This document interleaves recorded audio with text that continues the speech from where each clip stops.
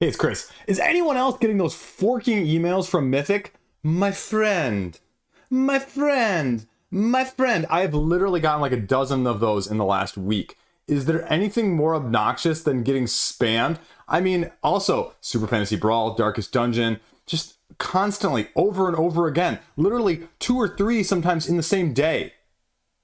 Holy crap, Mythic, get your media promotion side of things under control. What are we talking about today? We're doing the news.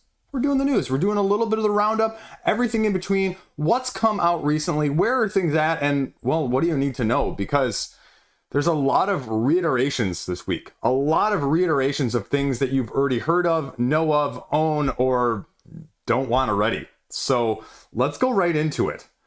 We saw a lot of stuff, embargo just break, the dam just burst open, right? First up, Gloomhaven, Buttons and Bugs. Basically a slightly larger remake of Gloomhaven, the print and play fan project, solo card-driven Gloomhaven that we saw, I think, 2021?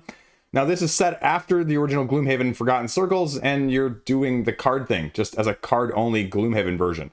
So if you want to buy another copy of Gloomhaven that you won't play, well, here you go. You got your chance. If you're not spending enough money already on the 400 miniatures that are going along with the backer kit campaign already. And now I say that as sort of a secondary thing because they're really focusing on the RPG on the campaign, miniatures second, board games distant third. Let's be frank, distant third. And that's fine. But I think that's also why it's getting less money than the previous two. That being said, I mean, it's still raising plenty of money in the 7 figures, so no complaints either way, I guess. If you can raise that much money just purely off of miniatures and RPG. I mean, there are plenty of other RPG creators over on Kickstarter that are jealous. So take that for what you will. That's number one. And depending on how you feel, right? There you go. Next up, Everdell. Farshore! Embargo just like lifted and everything blew up. All the big content creators said, I'm going to post everything all at once. And they did. So this is like a combination of what they're saying, Ticket to Ride and Everdell. It's too similar to Everdell. It's not far enough away. It's very thematically incorporated. And, you know, there were rumors of this probably a week or two ago when I was taking my notes for doing this video, but there wasn't actually any information. And then all of a sudden, there you go. So worker placement, shores, ever-changing market of cards that are going to be out there. More of a little bit of an engine build as opposed to the previous Everdell, which is more of a combo system worker placement aspect of things. So I don't know. I've got the Everdell and 3 expansions in my collection, and I don't think all 3 expansions are created equal. The first 3, that is. I wasn't really a fan of 2 of them, and the third one I can kind of do with or without. I mean, I guess I'm just not a big Everdell fan to begin with. Would this change my mind? I think this is going to be a situation where it's an either or, because I don't think it's far enough of a departure that, at least based on my early impressions of watching other people play, right? Great job there, Chris, basing your impressions off of that. But I don't think it's far enough away to make me want to get both of them, right? Do you need both of them? I mean, it's like Terra Mystica and Gaia Project, if you will. There are plenty of people that will make the argument that, you know what, Chris, you can have both of them in your collection.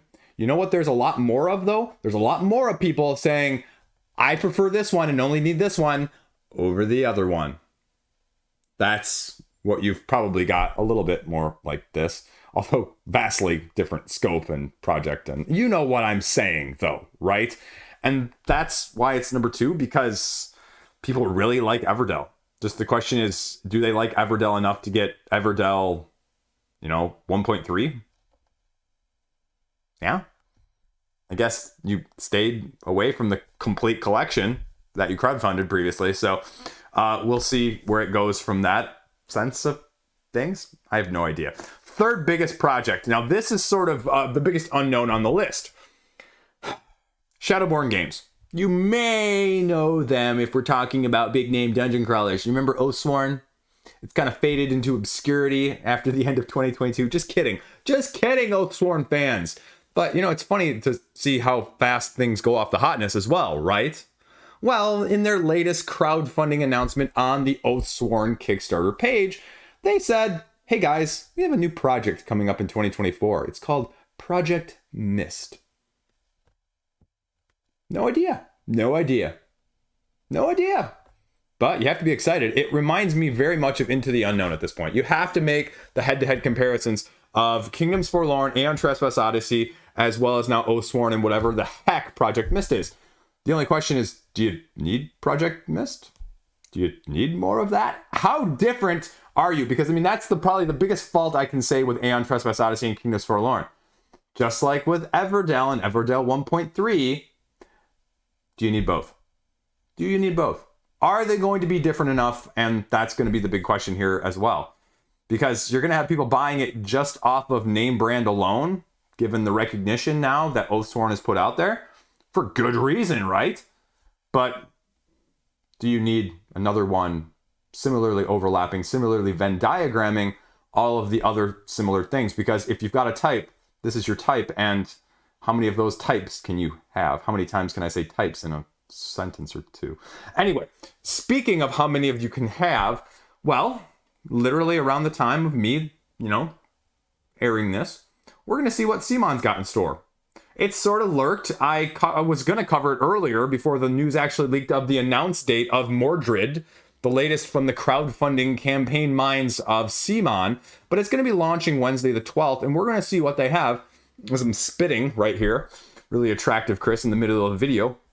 But what you've got going on here is you've got King Arthurian Legends, where you're trying to appease one of the three main powers after Arthur has mysteriously disappeared. And no, it's not a remake or retheme of the Martin Wallace 1999 game by the same name. Completely new property. It's going to be area control, it's going to be combat, it's going to be trying to appease which of these three powers you can in the most. There's a trailer and about 4,000 to 5,000 people following on the Kickstarter preview page at this point. But this has been the most close to vest. And again, the CMON news page, it went almost 2 weeks, well, 10 days, before really anyone else picked it up traction-wise. And I just was randomly on their website looking at something else, trying to figure out whether or not the Spider-Geddon, the Marvel United expansion that was supposed to be just coming straight to retail that they announced right prior to their other campaign, was, any news, because they said it'd be coming out in the summer, and it's summer, and I stumbled on this. And it's sort of all of a sudden popped up in the last 2 or 3 days. So I hate to say that I'm excitedly, cautiously optimistic and scared at the same time, right? Because I'm not a big area control fan, but I really like the King Arthur theme. That thematic incorporation works for me. I'm not a big area control fan, though, as a whole, because, Blood Rage, Ankh, and Rising Sun have all entered and left my collection as a whole. And there's only a few area control games that I really love to play because, again, love to play. So we'll see what the price point is. We'll see what the expansions look like. We'll see how much bundled exclusivity they've got with this one. Speaking of area controls and the best area control games, if you missed it on Board Game Geek, Lucky Duck is going to be putting out, at least over in Europe it looks like, some sort of thematic reprint of El Grande? El Grande, right? And that's what they've said, everything that's really, really good is eventually going to get picked up and get reprinted. And so now we're just waiting for Samurai, because also Tigris and Euphrates is also getting a new facelift, I think, as well in the near future. Not a whole lot of details on actuality in terms of timing of these games, but talk about two games that have been, waiting for reprints like Ra, and not like Amun-Re, which sort of, stumbled at the funding blocks, but really raw levels of excitement, because Samurai and Tigris and Euphrates and El Grande were like the three big ones that people have been waiting for, and now you have two of the three, which means inevitably it's just a matter of time before Samurai. Now, just like with Yellow and Yangtze, do you prefer the old edition? Is the new edition going to be actually that much better, or is it just going to be more blinged out and cost you more than what the old version would on the secondary market in the first place? So that's what you're going to kind of have to wager, wonder, and question, at least from that side of things. There's also, Tantrum House just threw out a little teaser here on social media, a new, slightly revamped, slightly upgraded edition, slightly more complex version of Kingdomino coming. Color me intrigued. Kingdomino was one of my first forays with the kids into something slightly more complex than just the straight up kids games. It's called Moon River. and we're gonna see what they have available for us somewhere between like Gen Con and Essen. I don't remember what they said, but sometime around that. And the fact of the matter is, you're gonna be able to like swap tiles and exchange tiles with other people and like hold on to them. And so it's giving you more than just your tile laying square building situation. It's giving you a more complex nature, and they've also given it an actual theme this time instead of just, you know, generic nature. So I don't know. I think it seems nice for a family style game. There's always a good place for a family style game in my collection. I just played a couple, and, you know, a couple left me wanting. You know, I'll be talking about review-wise up in the near future here. Just stuff that I was like, I think this should be really good. And then I played it, and I was like, well, why this, and why that, and why this, you know?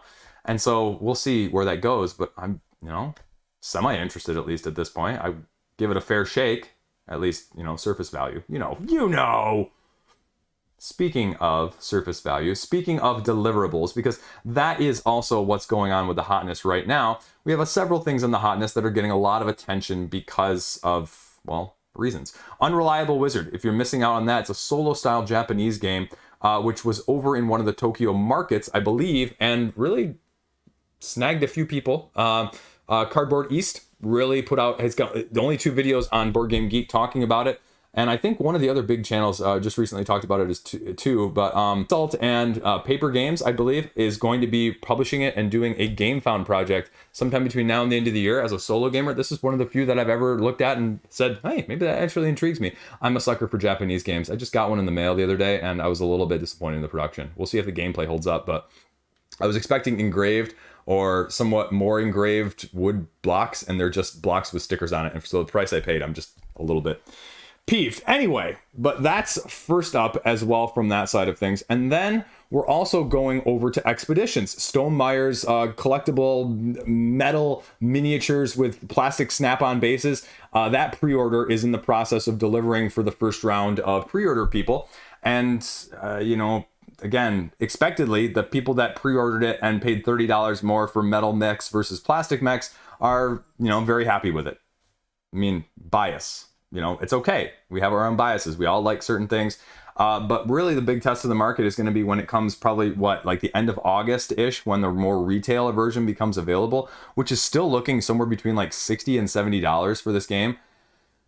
Speaking of cost creep, I mean, no offense, top-notch production, but if you're not going to make it deluxe, and that's the non-deluxe version, I freaking hate that. Freaking hate it. You know? That's way too much for a retail game. I just pre-ordered Spirit Island Nature Incarnate for $40. Right? $40.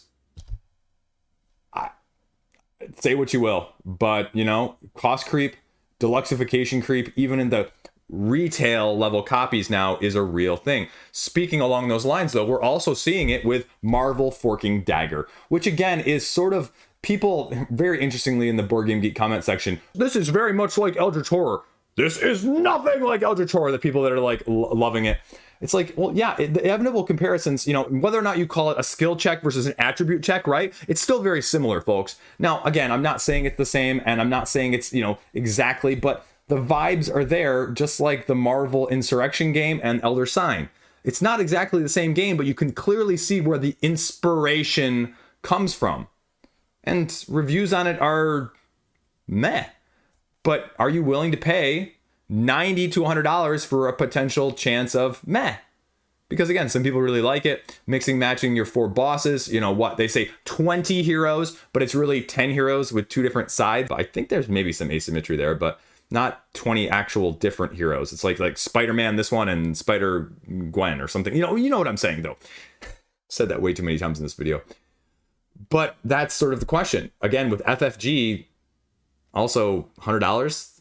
You know, at least Stonemeyer, you look at $100 and you can look at that and go, okay, well, I know why I'm paying more. Maybe not that much more, but I know why I'm paying more with the metal freaking miniatures. With D.A.G.G.E.R, people are going, really? Really? So that's an issue. And we're seeing it, and people complain about it all the time on crowdfunding. But also, I don't see those same people criticizing when you get it at retail as well with all this crap. So that has to grind your gears a little bit from that sense as well. The rest of the hotness is occupied by a few new names as well. The White Castle, coming from D.A.G.G.E.R later this year, is going to be, you know, very much like the Red Palace in the sense that it's a little bit more of a worker placement Euro style game, but this one is utilizing dice with resource management and worker placement.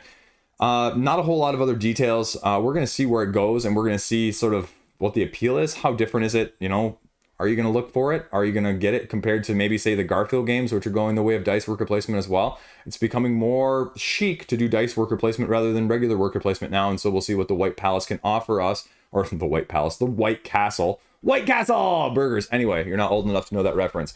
Then GMT, you know, I was reading the forums on this, right? Mr. President, the fact that the designer actually says in the board game freaking description here, you're going to play over 4 years, right? It breaks it down into months. It breaks it down into like weeks of the presidency. But a typical 4-year campaign of, you know, the term that the president's in, right? It's going to take you anywhere between 4 to 8 hours.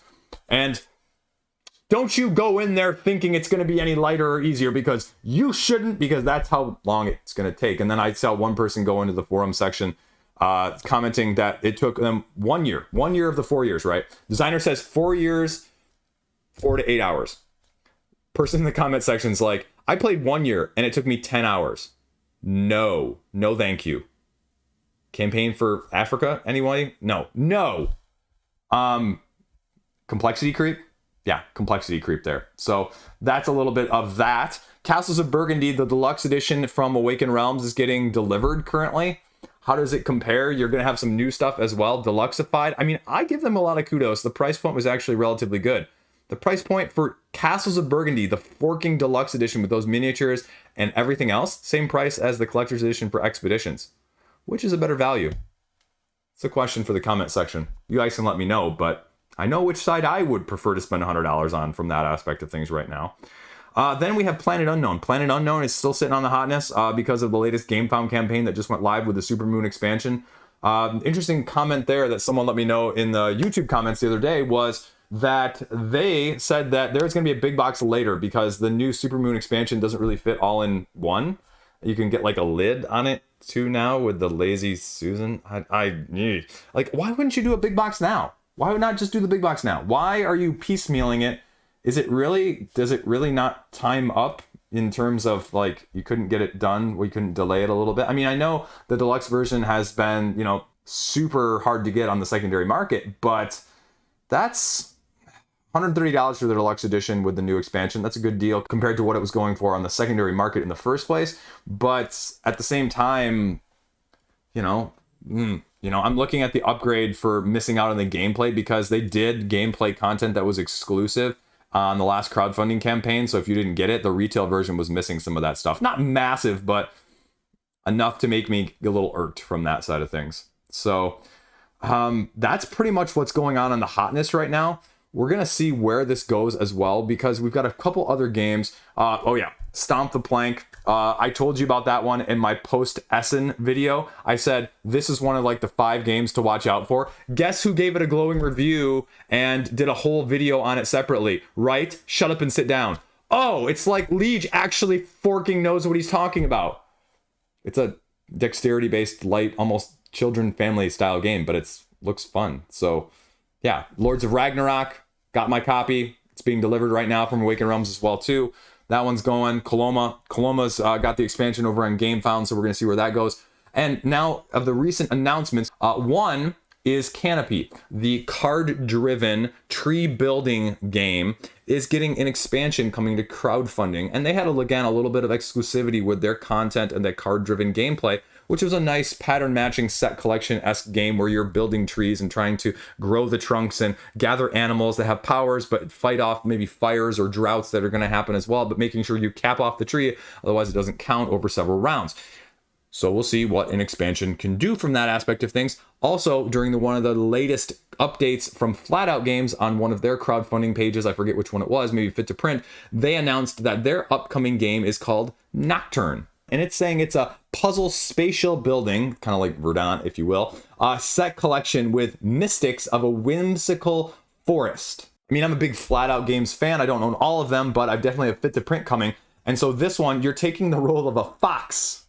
a fox wizard, if you will. Fox mystic is what they're saying. That's a little bit harder to roll off the tongue, and you're going to wonder what I said otherwise. And you have 2 phases, Twilight and Moonlight. You're competing to get these set collections, to get ingredients that are going to combo together. But you can also use them separately to create spells and potions, to boon yourself in other ways. Numbered tokens represent your spell strengths. There's a grid as well as auction and bidding going on. So again, like super high on this one. Flatout Games has not done me wrong in any of the ones I picked up, and I'm assuming Fit to Print is going to be the same way. So we're going to kind of see what happens with that one as well too. I'm pretty excited by that one actually. As a small box, probably again, great price point, $30 with a little promo expansion to go along with it on crowdfunding. So there you go. Last up, Ex Libris, the library-based worker placement game, which apparently went out of print. I didn't know that. And people kind of liked it. It was one of those worker placements from like Essen that sort of people liked, and then it sort of woo a little bit. And it's coming back into print though, and it's going to get an expansion and probably maybe crowdfunding, I'm guessing. Renegade Game Studios, which originally published it in 2017, it's going to get a revised edition 6 years later, I guess. I didn't realize it was 6 years old. Different box size, lower price point. They're going to make it more accessible. Screen printed, streamlined gameplay, and updates to sort of the things that are going along with it. So really a Redux. That being said, you know, I heard Garfield Games' response. I read the crowdfunding comment, why they're doing the Redux and why they're keeping the name.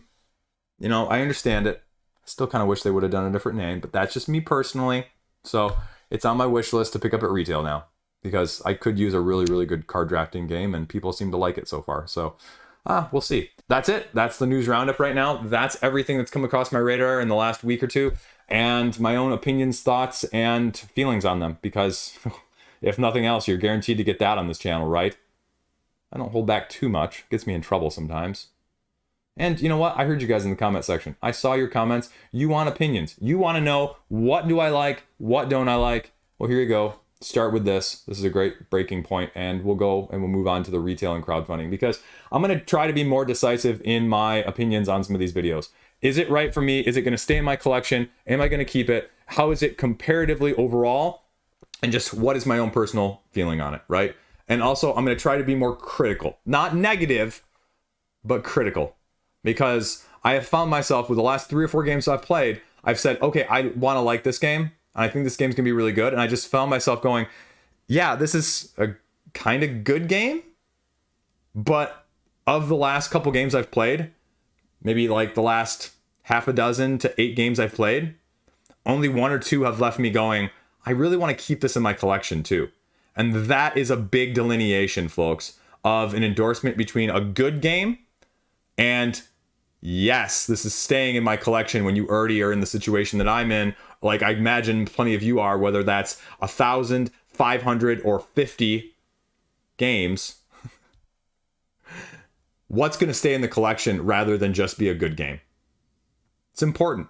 And I'm going to start trying to be more decisive. I'm going to start trying to put out reviews that are 10 minutes or less.